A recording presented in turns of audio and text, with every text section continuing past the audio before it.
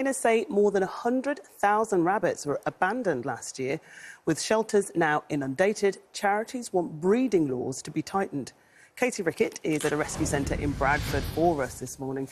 Katie, good morning. Oh, these bunnies look absolutely amazing, but obviously quite a few now are without a home, aren't they? Well, that's right, Marvarine. Easter is synonymous with fluffy bunnies, isn't it? But it's not a treat for them because the warning is so many people buy them over Easter and don't really know what they're getting themselves in for. You can see little Nymphadora here. Now, she is on Beth's lap, Beth at Ivy Dean Rabbit Rescue, but that's because she's chosen to be. They're not always so up for cuddles, and that can be a bit of a shock to some of the families. It means that here they are inundated with rabbits after the period, and they're having to turn down around 10 a day.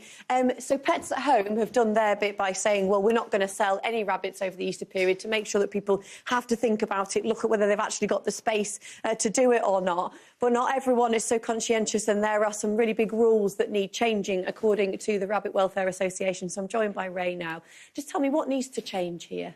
Well, the problem is that there are thousands of adorable rabbits like this already in rescue centres across the UK, and yet people are still breeding more and more rabbits and selling them, and they're unlicensed, uninspected, no welfare standards in place, and it's unregulated. So we're calling for the relevant legislation to be updated, for some regulations to be put in place. We also want the Code of Practice, which are guidelines for how to care for pet rabbits. They exist in Scotland, Wales and Northern Ireland already. We want them to be formally adopted in England.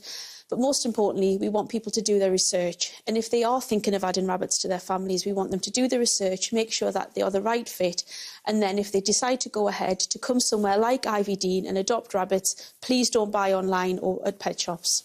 Thank you very much, Ray. Now, we spoke to DEFRA, the government. Basically, they said that they do maintain the highest standards of regulation, but they said that they also make sure that businesses have licences. But, of course, if you're just breeding rabbits at home, you wouldn't class yourself as a business, and that is where the legislation needs tightening up. Oh, look at these guys. So the message is, make sure you have the space, make sure you really know what you're doing, and if you do still want to adopt a rabbit after Easter, come to a rescue centre like this one. Katie, thank you. Hopefully people will heed that advice. And in the last hour, the King has shared